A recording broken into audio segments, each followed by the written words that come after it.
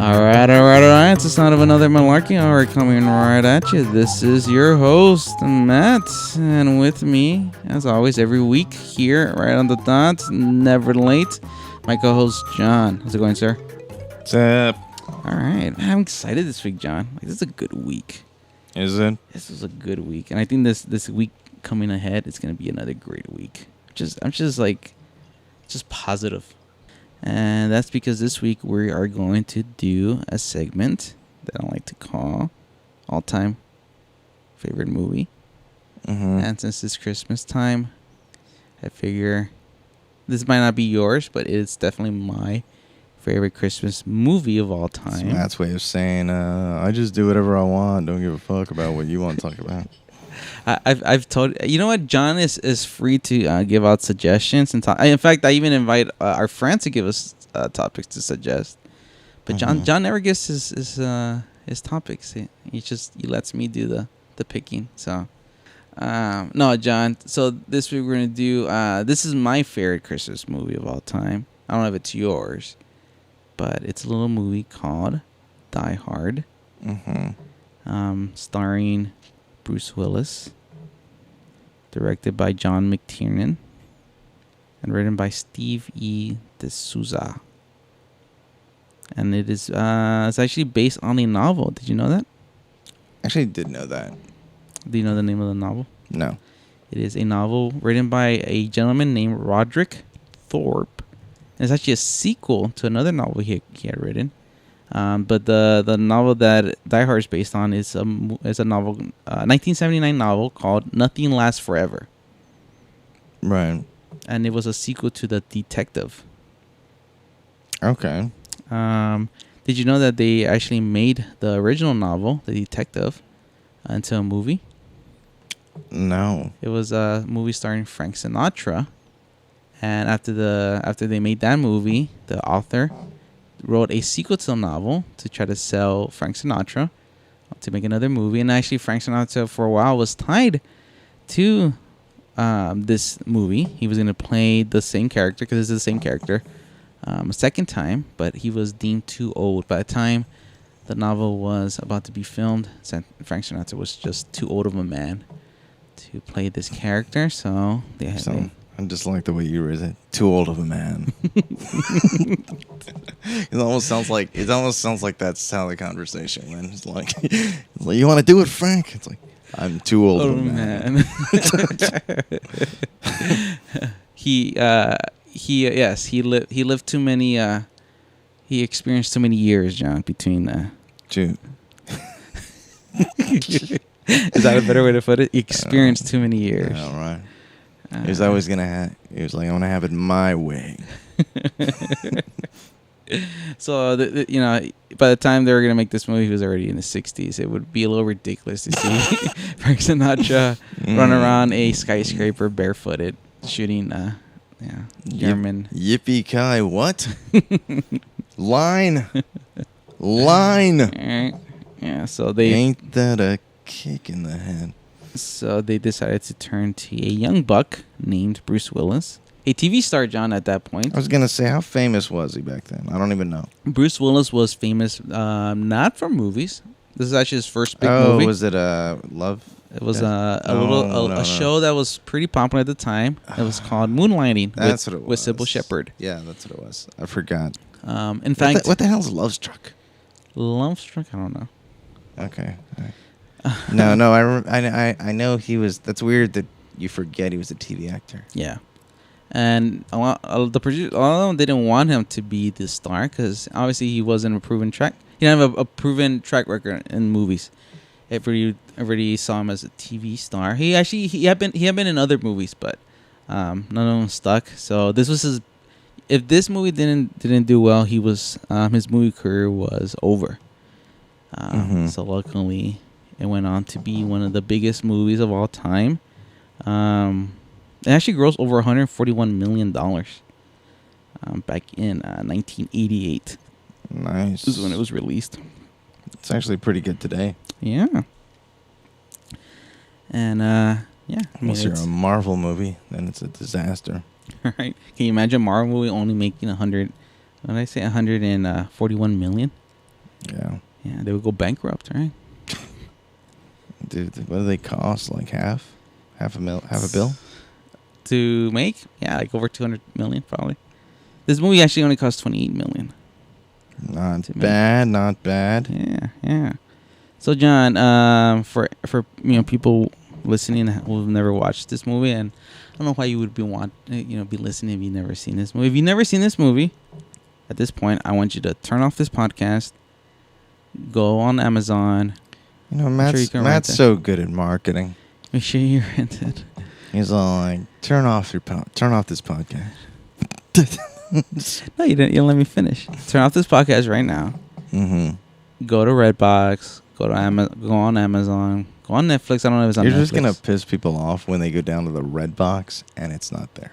Well, I'm giving them options. Either go down to the Redbox, go on Amazon, go on Netflix. I don't know if it's playing on Netflix currently, or whatever other Hulu, whatever other streaming service you have. Look for it. And more likely it's on Amazon to rent. Watch the movie. You want to know how I watched the first hour? How did you watch the first hour? Because I didn't watch the whole movie because I'm just way too busy. John, what were you too busy doing? Tell me, what in your life prevents you from watching this movie? You only had one homework assignment this week. Yeah. So much that hard.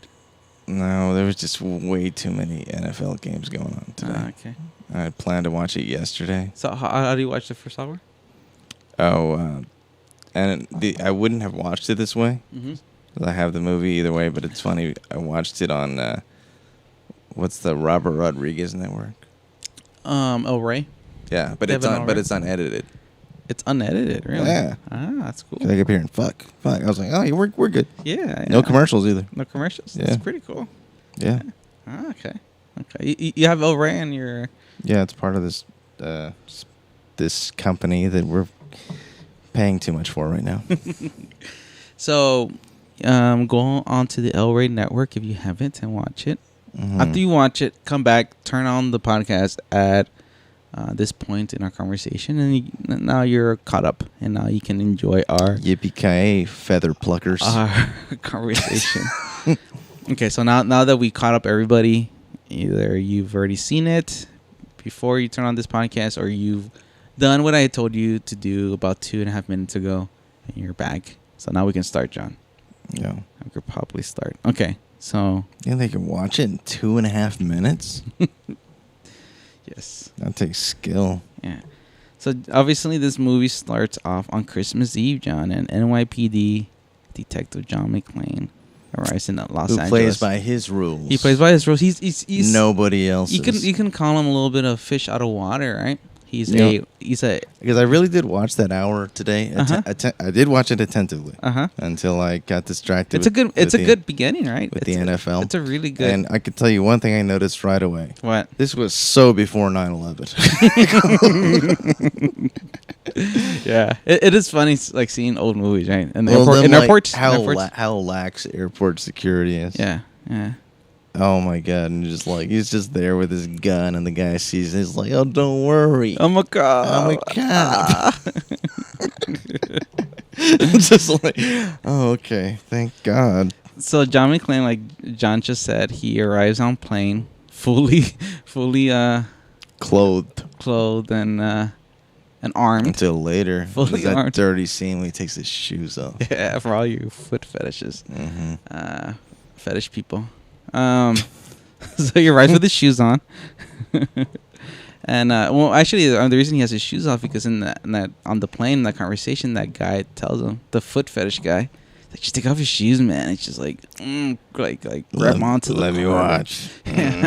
Hug, like, what did he say? Create a fist with your feet, right, on the carpet. He says, relax. But he says to do it when you land in your new city, right? Yeah.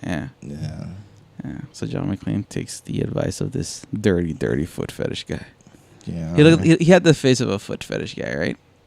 Yeah. No, he definitely, I saw him and I'm like, that's sick son of a bitch. Like, he looked like a guy who sucked some toes in his time. Yeah. Yeah. Definitely a toe sucker. Yeah. He was played by Quentin Tarantino, right? Maybe. So John McClane lands and he is going to a Christmas party. He's ready to party it up, John. at the Nakatami Corporation Tower. It's funny. Before that Nakatami. party gets a little bit out of hand, it looks like a fun office party. It looks like a really fun office party. Yeah. Everybody's getting a little wild. Yeah, they're drinking and Drinking. You see the A one little guy blow. doing coke, and then Yeah. like everybody's going to the whatever office doors open so they can fool around. Yeah. What's his name? What's the guy's I forget his name. Satoshi Nakamoto? Yeah, is that his name? No, that's the guy who invented Bitcoin. I was like, I was his name. Takagi. Takagi's pretty lax boss, right? He's just letting him Yeah. It's like, fuck it, you made me 10 million today. Oh shit. Probably more than that. Yeah. So he's John McClane arrives in a limo. His limo driver, Argyle. Remember Argyle? Good old Yeah. Argyle. He's in like a fun limo driver. Yeah. Yeah, he's like John McClane, like sitting in the front. He with him. was not working very hard. No, he wasn't. So he drives him to the Nakatami Tower. I have a tech question. Go ahead. We'll hold off on it. Go ahead. Okay, Yeah. we'll just do it now. Okay. Okay. Do you remember there's a scene in Die Hard where that guy just, because he wants to cut all the lines for the phones in and out? Yes. How did car phones work back then? Because it kills his car phone too. You're right. Like, why did he kill his car phone? Huh. Because he's just cutting the lines in and out of the building. So how did car phones work? No, he's talking to John McClane, who's on the line. He's on the line of the office. Exactly. So it's not okay. So if it had been anybody else, the car phone would have been fine. Yeah, Argyle would have still kept talking because remember he's talking to his Oh girl. yeah, because he goes back and now he's on the phone with his girl. Yeah, he's talking to his girl. Yeah. He's like, you got the number, give me a call, and then he goes back talking to his girl. Yeah. Yeah, It's Argyle because it's first day, right? yeah. First day on the job. So John McClane arrives at this bitching office party, and he finds that he tried to look up his wife in this newfangled computer database, and he finds that Holly McClane is no longer Holly McClane, and she's going by her maiden name, Gennaro. Yeah. How would you feel, John, if your estranged wife changed her name from your last name to her maiden name? I mean, I still like her. How angered would Well, you be? he still likes her. He still likes her. You think he still likes her? He's a little pissed off. Yeah, well, he wouldn't be pissed off if he didn't like her. Yeah. But McClane's like the type of guy, he's pissed off, but like, he won't show it. He's just like annoyed. He's just like, Even okay. though he's probably like been with like 10 other hoes, like that week, he's still mad about the last name. I don't think he cheated. He cheats on his wife. Right. I think he's faithful. I'm married to my job. No, he's faithful. I think because remember in part 2, he does. I don't want to jump movies, but he does like that girl's hitting on him, the hot girl in the airport, and he shows him his ring and like. He's like, Yeah, oh, but in okay. part 1, he totally checks out that hot LA chick. He The- does. the No. He says L.A. Like he just. Mhm.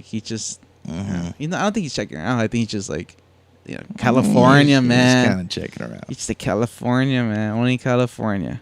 But no, he finds out his wife changed her last name to Gennaro. But he talks to his wife. You can tell there's a little like friction there when he's talking to his wife. Gelato. Yeah, he's a little it's a little chilly conversation. Yeah. It seems like he Look at that was super high tech computer he's gonna put her name into. high tech database, right? Like Yeah. it pops up her name and has where she's what floor she's on. That's crazy technology. Yeah. Who would have thought?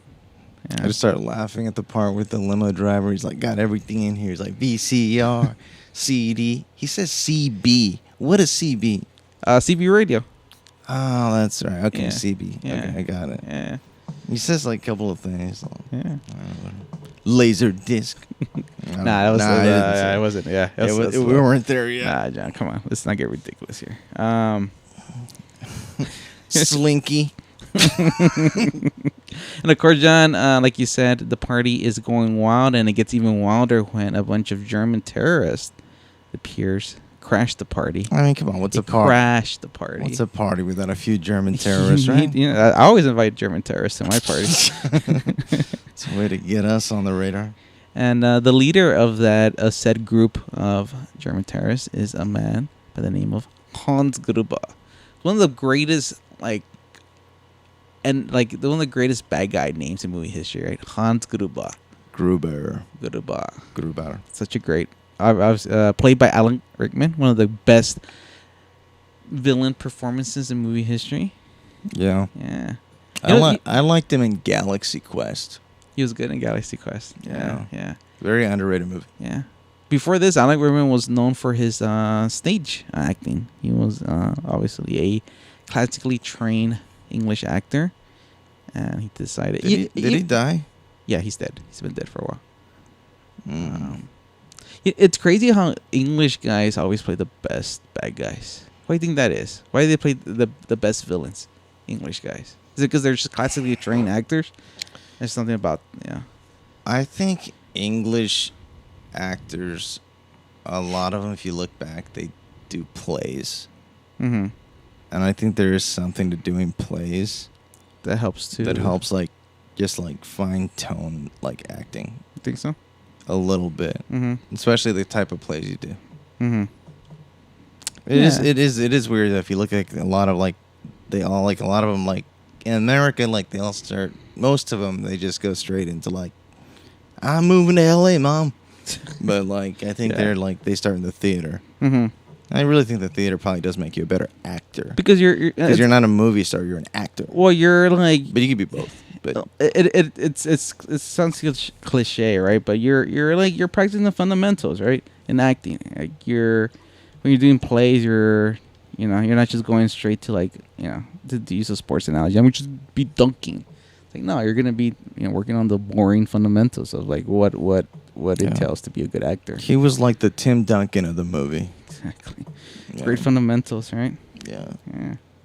Yeah, every time I saw he's in a scene, I'm so fundamentally sound. But what is it? It's just because they know, hey, this is what makes a character, Is scarier. that his real accent? What? In No, the movie? no, he's not German. He's English. Okay. Yeah. Okay. Well, Yeah. I should have picked up on that when you said he was English. Yeah, but even that. He has a good German accent, right? Yeah. I'm not German, so. I couldn't tell. You couldn't tell? Yeah. Really couldn't tell. You think you can tell a fake just German the accent? anti-Semitic stuff I hear you say off the podcast. What does that to do with German? Well, that's why I just assumed you were German. But other than that, I could never tell. You can never tell. Yeah. But yeah, he's one of the great all-time villain performances. All I do really remember is I remember Robin Hood. Oh yeah, he was really good in Robin Hood. Yeah. Yeah, he was really good in Robin Hood. Yeah. Not Men in Tights like the other one. Prince of Thieves. Yeah, he was Yeah. really good. He was probably the best part Yeah. of the best thing about that movie.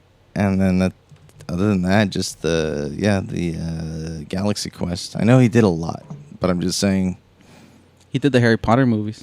Yeah, and you know what's crazy? But you're not a big Harry Potter No, fan, right? nope. Yeah. I've seen 2 or 3. They're out of order that I've seen. It's mostly because of a chick or chicks that made me go to the movies. You sat through. I sat through it. Because of a woman, John. Mm-hmm. You let a woman dictate your. Yeah. Yes, I did. I didn't You ever know. been with a girl that has horrible taste in movies? Yes, and I I'm not picked up saying with they're them. bad movies. They just didn't interest me. To where I literally asked this girl, I go, why does... I'm not even joking. I go, why does he have that scar on his forehead? And what did she tell you? She tried to explain it to me, and I couldn't really understand it. And I nodded and smiled. Because I knew this would just go on forever. You just didn't care. I didn't really care, no. You didn't care. You asked. It's funny because you asked, but you didn't really care about the answer. Well, I thought it'd be a quick question. Be like snowboarding. You You're trying to give me this. You thought that was the reason. That'd be this long backstory and shit. It wasn't that at all. It wasn't snowboarding. I don't think it was snowboarding.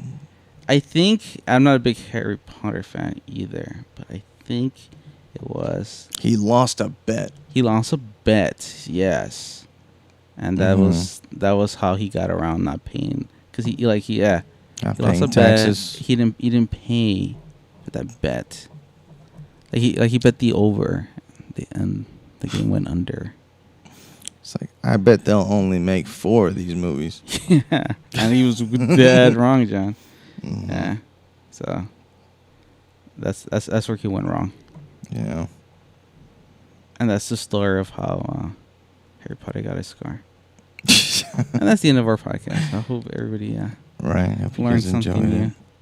No, so Hans Gruber, played by Alec Rickman. He had many other roles that he knocked it out of the park. But this was my favorite role of his. In reality, I just looked up his Doesn't get- movies. Is it the one I'm thinking of right now? Which one? Which I got it.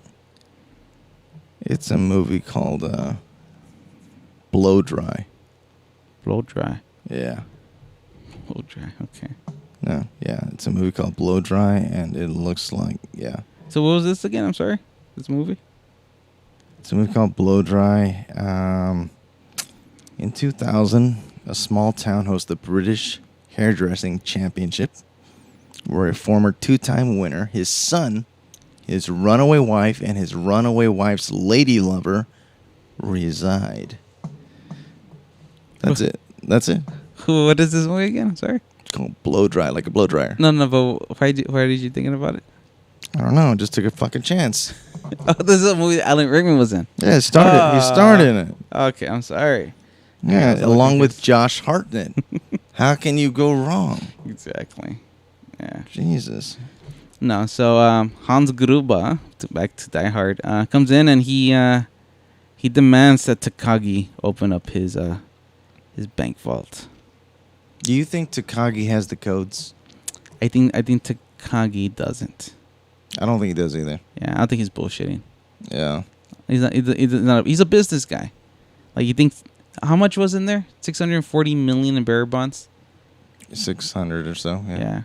You can make that back in an afternoon. Bearer bonds. Yeah. Yeah. Yeah, he said it was only going to cost 10 days of overhead. Yeah.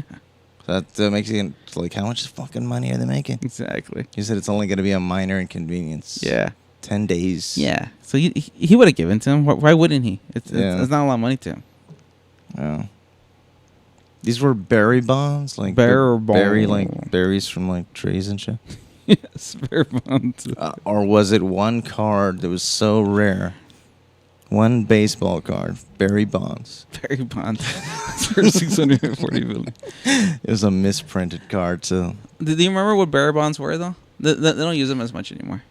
Yeah, Or so about well, I know that's also what they went after in Heat. And yeah, it's because it's pretty much untraceable. It's like cash. I was gonna say you don't even have to sign, right? Nah. It's just like It's like saying here's $1 million bill. yeah, Yeah. That's all it was. $1 trillion bill. Yeah. Yeah. It's essentially so you can transfer ridiculous amount of money. Yeah, so you literally Easily. you Instead could of literally be like, oh, I got my bond paper in my pocket. Someone steals it from you at a party. It's now theirs. it's out of theirs. Yeah. It's a really risky way to like keep your. They put a stop to that shit, right? You don't see them around as much. Yeah. Yeah. Yeah. You don't have to as much now, especially in digital age. Yeah. You They've just- gone down a lot though. The those Barry Bonds rare collectible cards. Have they really? Mm-hmm. No. So, They made too many of them. So Gruber was trying to get this Barry Bonds rookie card out of this vault. Yeah. Which, since he couldn't get the code in Takagi, and he didn't let him, like, he just shot him. Like, it's like, fuck it, I'll just do it the old, Right in the head, right? Right in the head. Yeah. With John McClane watching. Oh, because he threatens to ruin his suit. Yes. Oh. Yeah. Yeah. So John He McClane said, watches. he said he's got the same suit. He said he's got 2 of them. He's 2 of them. Yes. Yeah. Yeah. Yeah. So he refuses. He kills him. McClane watches, but he gives himself away, and they chase him, but he escapes, John, and he sets off a fire alarm to alert the authorities, and that's when good old Dad from Family Matters Carl shows up. Winslow. Carl Winslow. He responds to the alarm.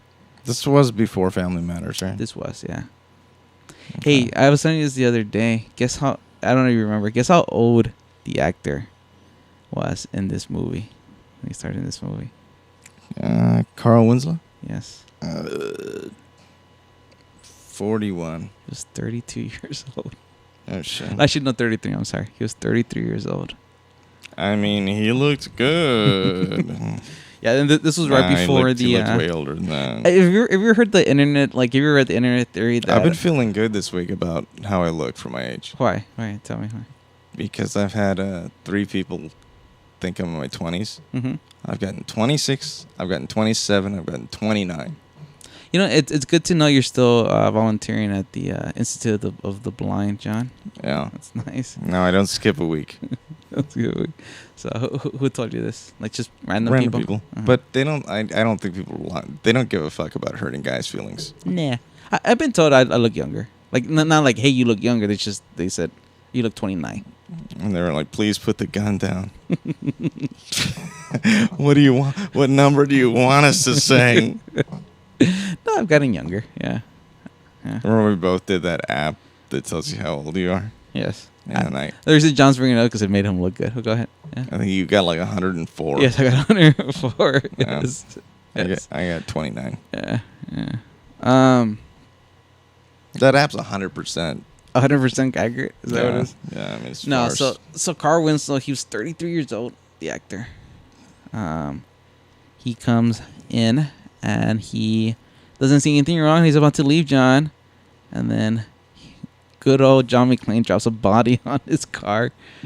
Dude, it's so funny. I'm like, yeah, that's how you get somebody's attention. And well, you know, one of the most underrated lines in the movie, when John McClane does that, and obviously, you know, he drives backwards, all crazy. And he almost kills him to get his attention. Yes, like he just falls off this little mini cliff. And John McClane throws out one of the, I think it's an underrated line, a great line, where he goes, "Welcome to the party, pal." It's a forgotten line, but it's a great line. Yeah. This movie's filled with like these great lines. We'll get into it in a bit. These like memorable lines. It's a quotable movie, right? Yeah. No, it's very quotable. So then we bring in the LAPD with the SWAT, and then eventually the FBI guys come in. So that's always a fun exchange. That whole like middle sequence is fun when like the FBI guys come. They're so cocky. Dude, okay, you know it's so funny to me too. I go, oh, this was so before 9/11, because I started laughing when is it Bruce Willis who phones in the 911? It's Bruce Willis? It's Bruce Willis, yeah. Yeah, and they're like, we got terrorists here in the building, or whatever he's saying. Yes. And they're like, whatever, guy. They did not give a fuck, right? Yeah, they're like, call 911, file a report, and it's like today there'd be like it'd just be like a raid. And back then it's like they just send Carl Winslow. They like take a quick. All right, he's at the convenience store buying buying Twinkies, and it's like all right. Like, all right, I'll get there. That's when that gas station attendant is like, I thought you guys only ate donuts. Yeah. Because I'm an asshole. But it's funny because, like, you say that today, it's like, well, nothing good's going to happen. Like, they're going to totally pay attention to you. Yeah. Instead, John McClane's getting mad. What does he tell her? He's like, no fucking shit, lady. Does it sound like I'm ordering pizza? Like, he's like completely like, yeah, he can't get him to come over. Mm-hmm. Poor John McClane, nobody believes him. Yeah. But I can't believe Bruce Willis was dead the whole movie. Yes. But yeah, it's such a great movie. I don't know what else to say. You know what? Let's go through.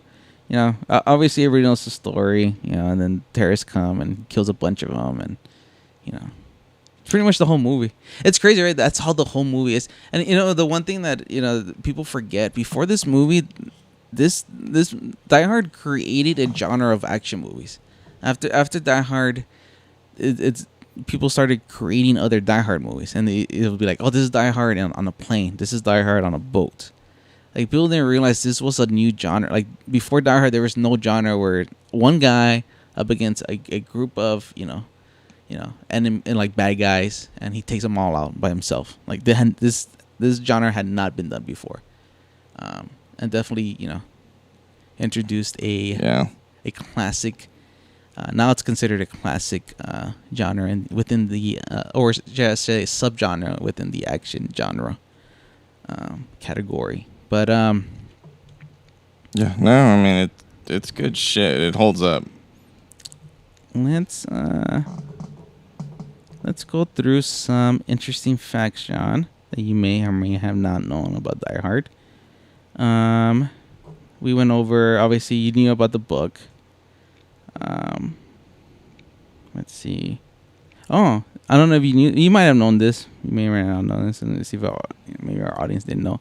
Remember at the end when Hans Gruber, he dies and he falls off the building. Yeah. Remember that look that Alan Rickman has on his face? You know why it's so realistic? It's actually like Did they really throw him off a building? They really well. He knew he was gonna get thrown off a building. So like obviously it's a special effect. He was gonna be thrown off like I think it's like 40 feet into like this padding. But what they didn't tell him is that they told him, hey, we're gonna throw you off on like 3, 2, 1, and then go.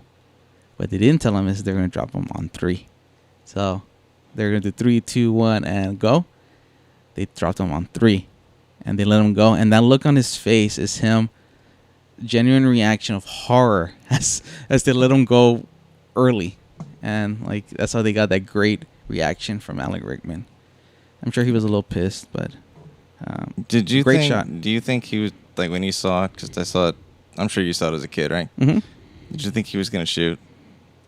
It looks like he wants to shoot, right? Yeah. Like for a second, like he's pulling the gun back out, but then I think he was like, "Oh, fuck this! I got bigger problems." Yeah. Like, Yeah. Yeah.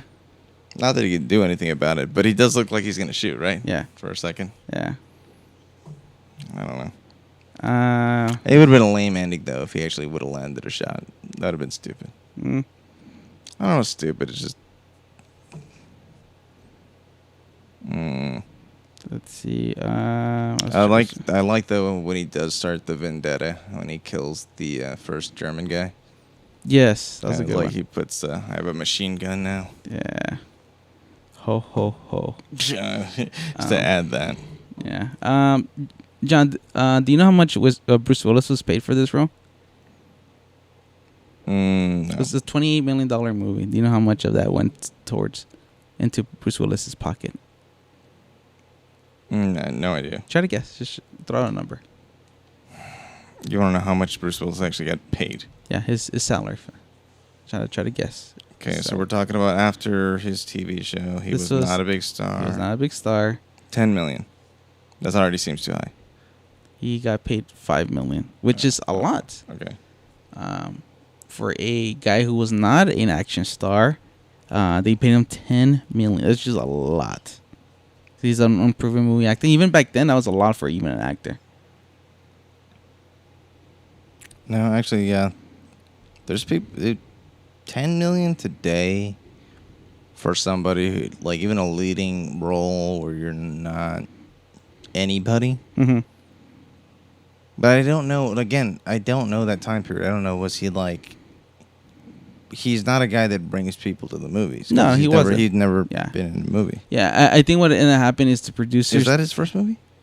No, that wasn't his. It was his first Star. Yeah. Okay. Yeah, been other movies. No, so what happened is producers, they went to other big movie stars like Sylvester Stallone or Schwarzenegger. Like it's just everybody turned them down. So they just like, you know what? Let's just pay this guy $5 million, whatever. But it's a weird thing, right? It's crazy to think we're gonna pay this guy who's not a proven product $5 million, which is a lot. Yeah. John, did you know the German being spoken in the movie isn't really German? Yeah. I feel misled. It was just German. It was just like German sounding gibberish. None of them really knew German, so they just pretended to speak German. But when they released it on home video, they actually did dub it over with real German. But if you didn't notice, their lips don't match. I never noticed. Yeah, so that's something. Because the guy that he kills and then sends down the elevator, that's the other guy's brother. Yes. Yeah. Yes. And they have their big, kind of big fight scene, right? Mm-hmm. Yeah. Yeah. And then Bruce Willis is making it worse by talking about how his brother was being a bitch. That's usually not a... I don't know. It's usually not a way to calm down your opponent. Yeah. Yeah. Let's see. The last one I was looking at one. He couldn't just decide on a shoe sponsor, so they just get him to go barefooted the whole movie.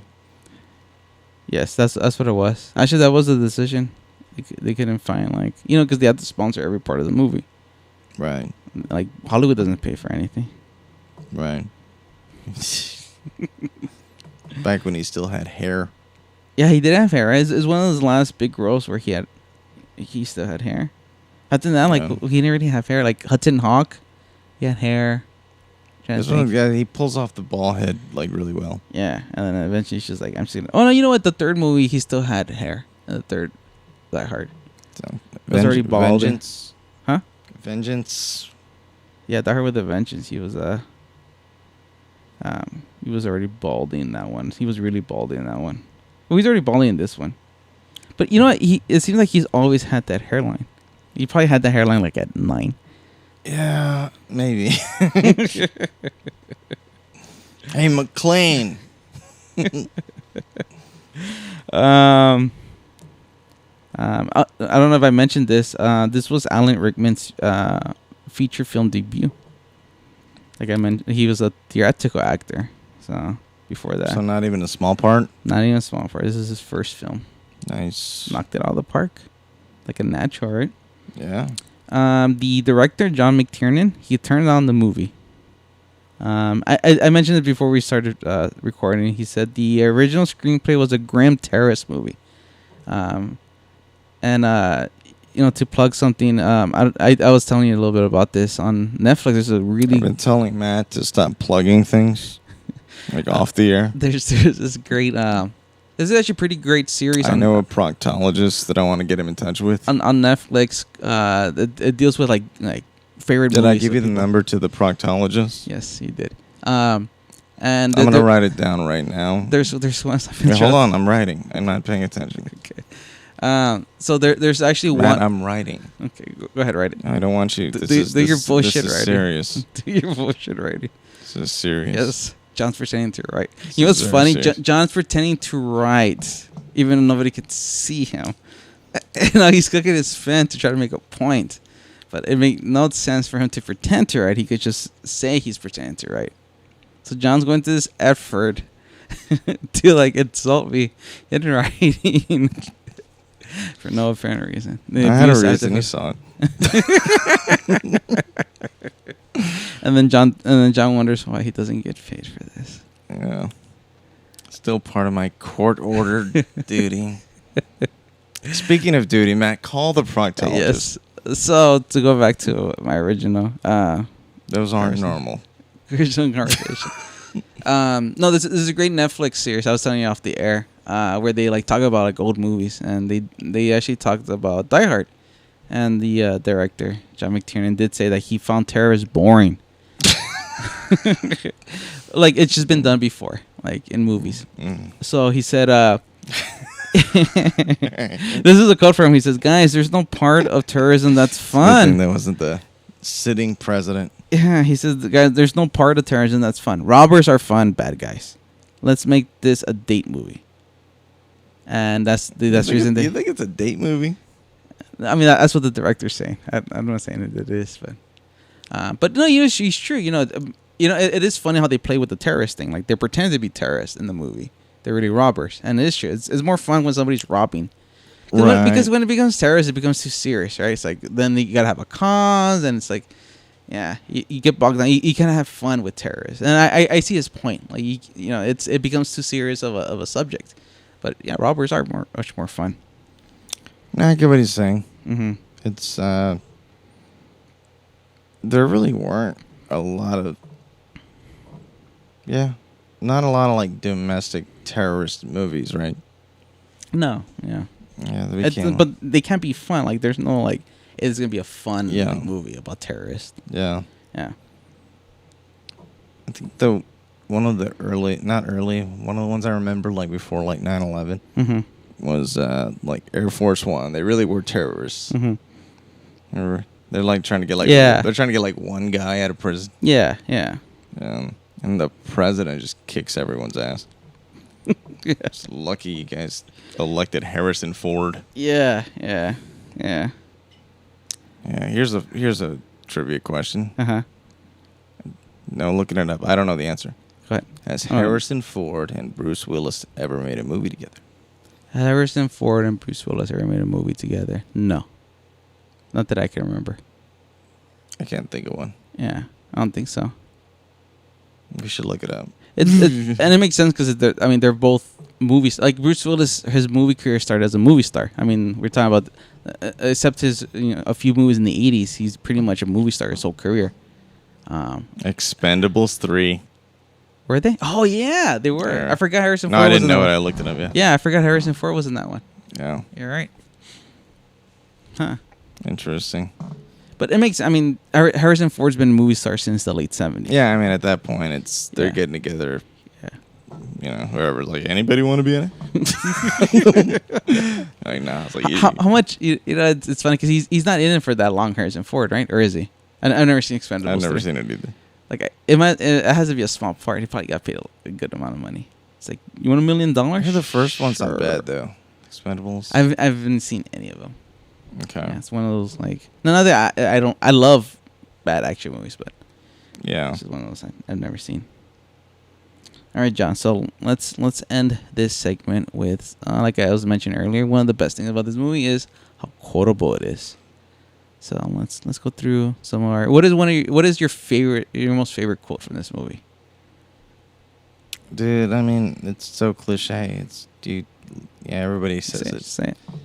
It's like, yippee-ki-yay, motherfucker. It is, but, right? I mean, there's got to be more. Yeah, but that one. There's some more subtle ones, right? Yeah, that's what I'm saying. Like I was mentioning earlier, it's like it's like, welcome to the party, pal. Like that's such a great line. Yeah. The one you mentioned earlier is like, now I have a machine gun. Ho, ho, ho. And you know what makes it funny? Because he writes it right on the guy's shirt. But it's Alan Rickman's like reading of it. He goes, now I have a machine gun. Ho. It's funny ho, is that like we can ho. all see what it says, Uh-huh. and he still feels the need to read it to the whole. Yeah, but it's funny. Well, he's reading it to Germans who don't understand. Oh yeah. But he's saying it in English. That's what's funny though too. It's like, do these guys Yeah. understand? Yeah. It's not for the audience. Yeah, yeah. There's another one when he's in the air vents and he's like crawling through the air vent with a fucking little like lighter, and he's like, "Come out to the cars, we'll get together, have a few laughs." He's just miserable, having to like crawl through these like small ass air vents. I saw this one that made me laugh go ahead. earlier, where he needs shoes because he's always needing yes, shoes. yes. He kills the one terrorist, like 9 million terrorists in the world. I gotta kill the one with feet smaller than my sister. Yeah, that one's really good, and then it's such a great delivery by Bruce Willis. Yeah. Yeah. Let's see. It's just it's definitely a Christmas movie though. It is like you know what? And I've told it to people, and people laugh because it's like, well, it's an action movie. It's not a Christmas movie. It's like, well, what does it deal with, right? It deals with a man trying to get back to his wife, right? They're estranged during this, Christmas time. So he's just trying to get back with her. He's trying to save her life, and in the end he does, and they reconcile, right? During this Christmas time. So he's fighting for his family. Yeah. I mean, and at the end of the day, that's what Christmas is about. It's about, being with your family. And that's what's most important to him.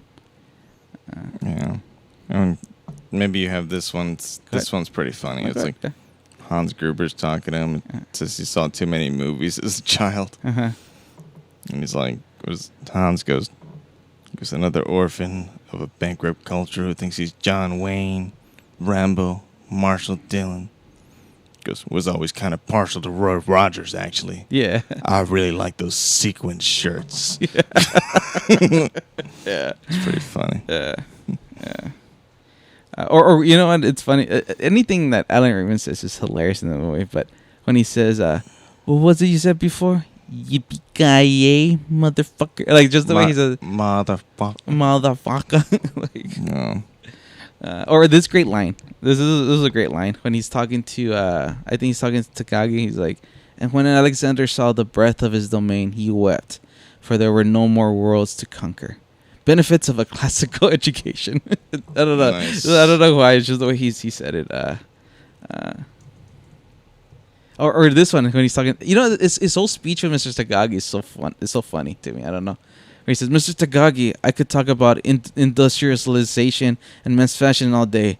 However, I am far more interested in the $100 million in negotiable bearer bonds hidden in your vault." Just like, I don't know, just the way like him and his German accent, just like. Okay, you know what made me laugh earlier Go when ahead. I saw this scene? Uh-huh. I was trying to find it real quick. Is you remember like when McClane first finds the guy, the other guy's brother that he ends up killing? Yes.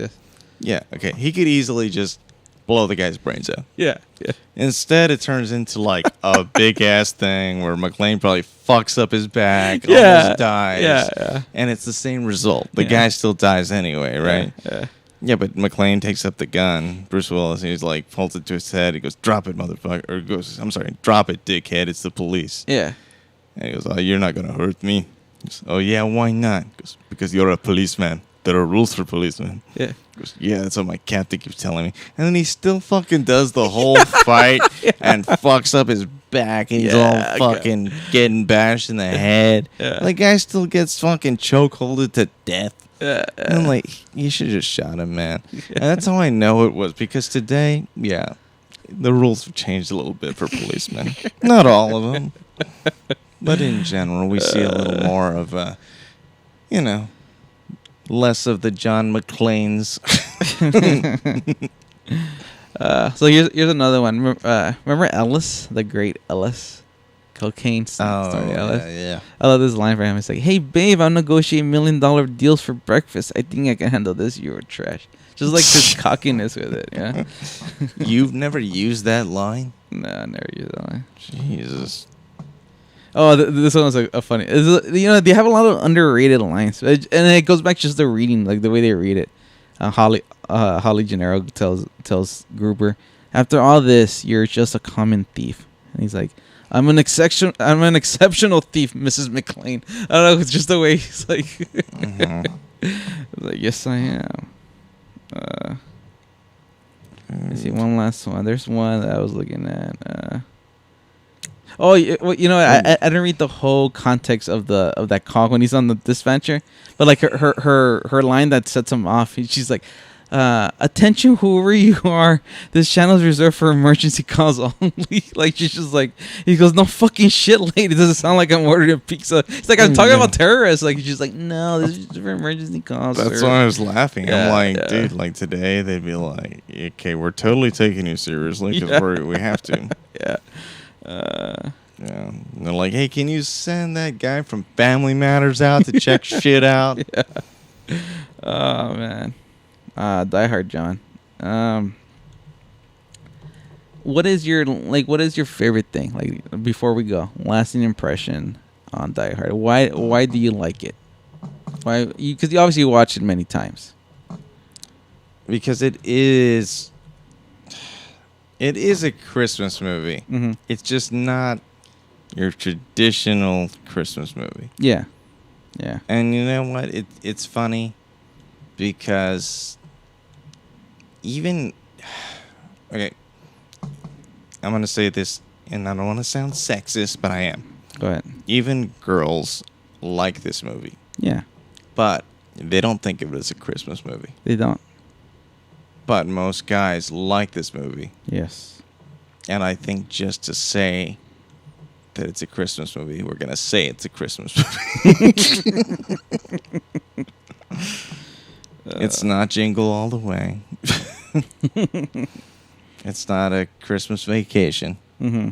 But it's a goddamn Christmas movie. It is, and that's what makes it fun. I agree. That's probably the reason I love it, and then that's the reason like it prompts me to watch it every year because I love watching it around Not Christmas Home time. Alone, but it's a Christmas movie. And I like Home Alone. But Oh yeah, great movie. But yeah, Die Hard's definitely, it is my favorite Christmas movie. But